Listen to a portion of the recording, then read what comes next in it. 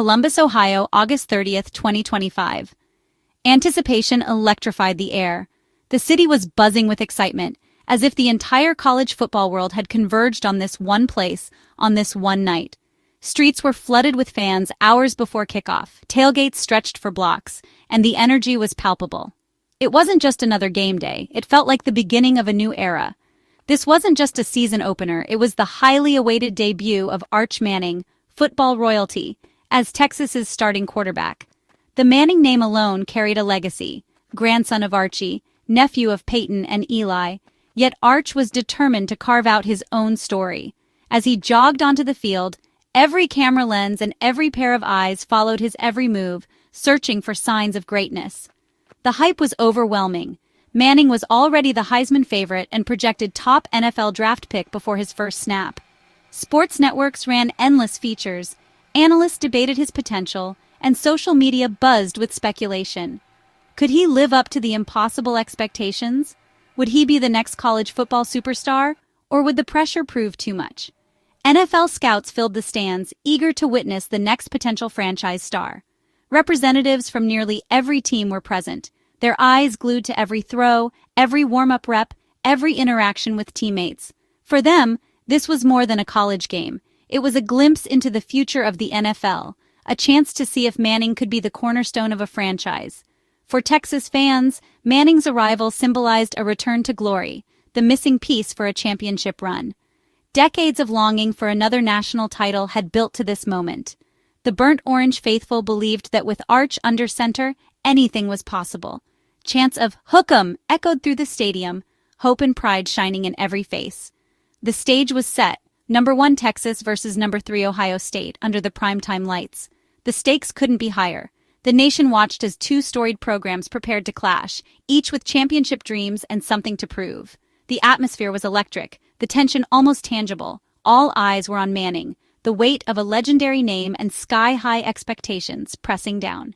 He stood on the sideline, helmet in hand, taking in the moment. The pressure was immense, but so was his focus. This was his chance to step out of the shadow of his famous family and prove he belonged on this stage. Now it was time to see if reality could match the myth. As the stadium roared and the lights blazed down, the world waited to see if Arch Manning would rise to the occasion and begin a new chapter in college football history. The dream start quickly faded as Ohio State's defense swarmed. Manning, under relentless pressure, looked every bit the rookie, hesitant, off-rhythm, and struggling to find his footing.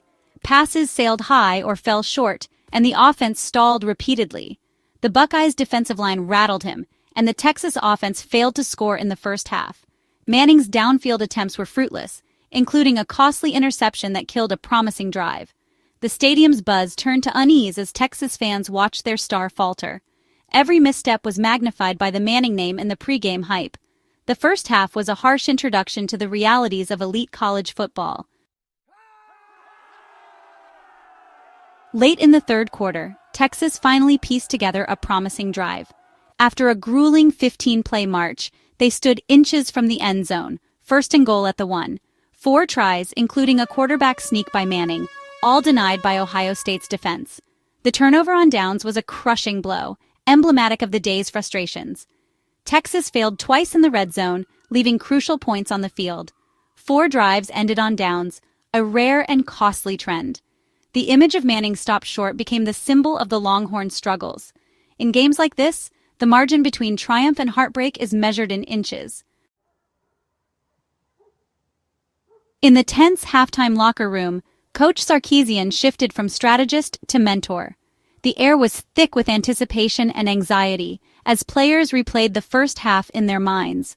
Sarkisian, sensing the weight on his quarterback's shoulders, knew this was a pivotal moment, not just for the game, but for Manning's growth as a leader. Instead of criticism, he offered support, reminding Manning to trust his instincts and play free. Sarkisian's words were calm but powerful, emphasizing belief over blame. He told Manning that mistakes were part of the process and that the team needed his confidence more than perfection. The message was clear: play with heart, not fear.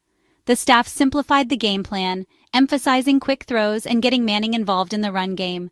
They stripped away the complexity, focusing on what Manning did best: making fast decisions and using his athleticism. The coaches wanted to remove any hesitation, allowing Manning to play with clarity and confidence. Sarkisian knew his quarterback needed confidence as much as adjustments. He made sure Manning felt the full support of the coaching staff and his teammates. The halftime talk wasn't just about X's and O's, it was about restoring belief and igniting a spark that could change the game's momentum. The focus was on moving past mistakes and attacking the second half with renewed purpose. Sarkisian challenged his team to leave the first half behind and embrace the opportunity ahead. The locker room, once tense, began to buzz with a new sense of determination and unity. Manning was encouraged to use his legs, a move that often sparked his best play. The coaches reminded him that his mobility was a weapon, not just a backup plan. By giving him the green light to run, they hoped to unlock a new level of confidence and creativity in his game. This halftime reset was as much psychological as tactical. Sarkisian understood that football is played as much in the mind as on the field. By addressing Manning's mindset, he was preparing him to lead with resilience and poise, no matter what the scoreboard said. The coaching staff's belief in Manning was unwavering. Their encouragement sent a powerful message. They trusted him to rise to the occasion. This collective support created an environment where Manning could play loose, take calculated risks, and lead with confidence. The second half would reveal if their approach could unlock his potential. With a renewed mindset, a simplified strategy, and the full backing of his coaches and teammates, Manning was ready to take the field, not just to play, but to lead. The stage was set for a dramatic turnaround, and all eyes were on the quarterback as the second half began. Down 14-0 in the fourth, Manning finally found his rhythm. He used his legs for a key 15-yard run, igniting the offense. Suddenly, his passes were sharper. He completed 4 of 7 throws over 5 yards for 105 yards in the final quarter. With just over 3 minutes left, Manning delivered a perfect 32-yard touchdown strike to Parker Livingstone. The score cut the deficit to 14-7 and gave Texas hope. Though the comeback fell short, Manning's late surge changed the narrative. He showed resilience, absorbing coaching and performing under pressure. The game became a story of struggle, then promise. Even in defeat, Manning's growth was undeniable. Manning's final stat line, 17 completions on 30 attempts for 170 yards, 1 touchdown, and 1 interception, only hinted at the wild ride that was his college debut. On paper, these numbers might seem modest, but they barely scratched the surface of the drama that unfolded on the field. Every throw, every snap, and every decision was magnified under the bright lights, as fans and analysts alike watched to see how the highly touted quarterback would handle the pressure. His 37% off-target rate was the worst by a Texas quarterback in a decade, a statistic that confirmed the early game jitters and struggles. Passes sailed high, some fell short, and a few missed their mark entirely, leaving the crowd holding its breath with every attempt. The weight of expectations seemed to press down on every throw, and the frustration was visible not just on Manning's face, but in the stands as well. Inaccuracy plagued the offense, stalling drives and leaving the team searching for answers.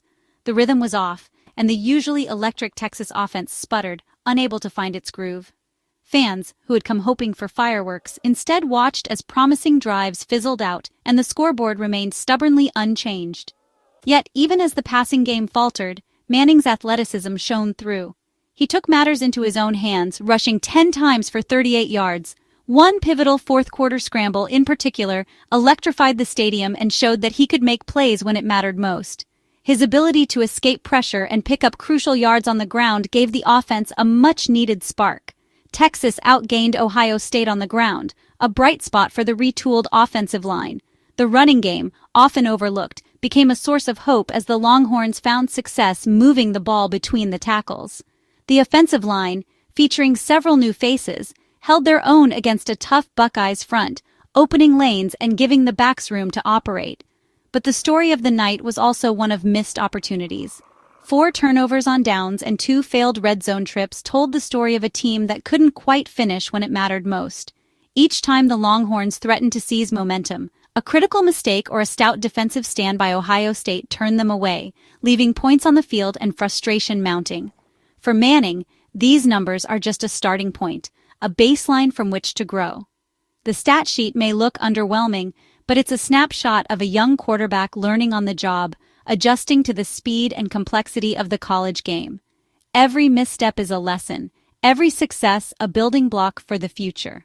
The valleys were deep, but the late-game peak offered a tantalizing glimpse of his potential. As the clock wound down, Manning found his rhythm, leading a late drive that reignited the crowd and gave Texas fans a reason to believe. The flashes of brilliance, though brief, hinted at what could be possible as he gains experience and confidence. Manning's debut was a lesson in adversity and adaptation, a true statistical roller coaster. While the numbers tell part of the story, it's the resilience, the willingness to keep fighting, and the flashes of raw talent that will define his journey moving forward. After the loss, Coach Sarkisian defended his quarterback against the tidal wave of expectations. He called the hype out of control and urged patience, reminding everyone that one game doesn't define a career. Sarkisian took responsibility for the play calling and spread the blame across the team. He reframed the narrative. This was just one chapter in Manning's story. The coach's public support shielded Manning from becoming the scapegoat. Sarkisian's message was clear. Mistakes are fixable, and belief in Manning remains strong. Leadership means protecting your players, especially when the spotlight burns brightest. Manning faced the media with honesty and maturity, taking full responsibility for the offense's struggles. "It took us too long to get going. That starts with me," he admitted, refusing to make excuses. His self-critique was as impressive as his late-game touchdown.